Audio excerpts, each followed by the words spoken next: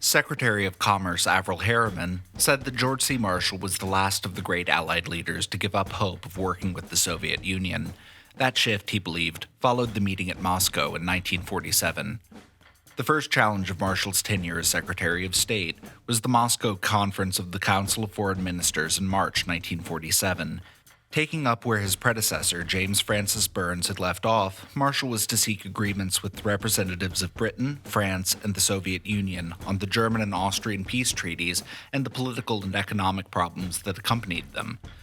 Because he was against any type of authoritarianism and civilian rule, Marshall disliked Stalinist autocracy, but did not judge the worth of wartime allies by the degrees of their anti-communism. He had been shocked by the Nazi-Soviet Pact of 1939, but he welcomed the aid of the Soviets after they were attacked by Hitler, and he believed it important to prevent their defeat by the Nazis.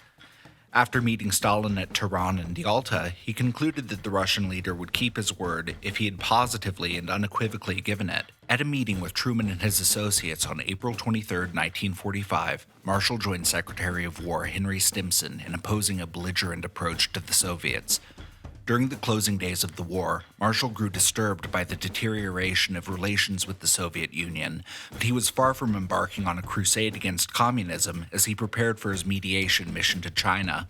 His realistic awareness of widespread reductions of U.S. forces around the world made it all too evident that he could not rely on heavy battalions to back up his negotiations with the Soviets, nor was he prepared to flaunt the atomic bomb. On March 5, 1947, Marshall departed from Washington, saying to reporters, quote, "We fully recognize that the negotiations in Moscow will be extremely difficult and the consequences momentous. If we are successful in reaching agreements on the major fundamental principles, I would be very much pleased." At a stopover in Paris en route to Moscow, Marshall asked French Foreign Minister Georges Bidault how long he thought the conference would last.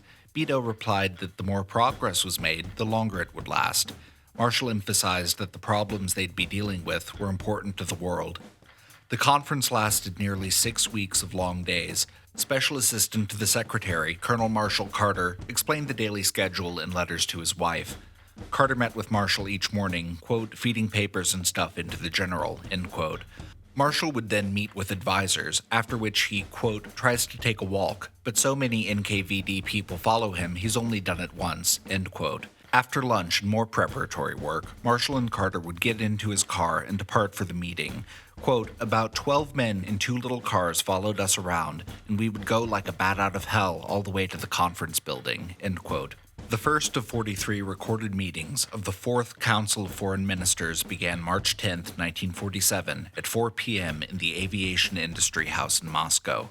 Each of the 4 ministers, Ernest Bevin of Great Britain, Georges Bidault of France, Vyacheslav Molotov of the Soviet Union, and George Marshall, had 5 staff sitting at the table with them. Marshall had State Department Counselor Benjamin Cohen, Republican Representative John Foster Dulles, Soviet expert and interpreter Charles Bolin, and at various times Lucius Clay, Mark Clark, or U.S. Ambassador to the Soviet Union Walter Bidault Smith sitting with him. Meetings ended about 8 p.m., followed by dinner and more work, making for late nights. Carter sat at a small table behind Marshall taking notes. He made daily reports to the State Department, President Harry Truman, and selected members of Congress. Those reports indicated that progress on the questions important to the world moved very slowly. The March 12 meeting was, quote, "relatively ineffective, propaganda for home consumption," end quote. On March 27, quote, Marshall protests that the Council of Foreign Ministers was making little progress on questions which are of interest to the entire world. There is much discussion over which countries should be consulted in creating a peace treaty with Germany, but little agreement. In a March 31 statement, Marshall indicated that the fixed demands of France for German coal and the Soviet Union for industrial reparations were mutually exclusive. The United States is opposed to policies which will continue Germany as a congested slum or an economic poorhouse in the center of Europe. At the same time, we recognize that Germany must pay reparations to the countries who suffered from its aggression. Within these limits, we want Germany to use its resources of skilled manpower, energy, and industrial capacity to rebuild the network of trade on which European prosperity depends. Ultimately, it desires to see a peaceful Germany with strong democratic roots take its place in the European and world community of nations. Marshall was incensed, pointing out that food was the largest single German import and reducing that would result in mass starvation. He asked, quote, "Does the Soviet government make this proposal seriously?" End quote. He urged for a united Germany. "The permanent partition of Germany is dangerous to the peace of Europe," he said. There was no progress on united Germany, and on April 6, still no agreement had been reached on the issue of the format of the future German state. On April 15, Marshall objected to the extraneous Soviet amendments that would totally alter the scope and purpose of the Four-Power Treaty. He charged that the basis and origin of most of the disagreements resulted from the Soviet Union having clearly departed from the Potsdam Agreements. On April 15, in a personal meeting with Generalissimo Joseph Stalin, Marshall stated that he was very concerned and somewhat depressed at the extent and depth of misunderstandings and differences which had been revealed at this conference.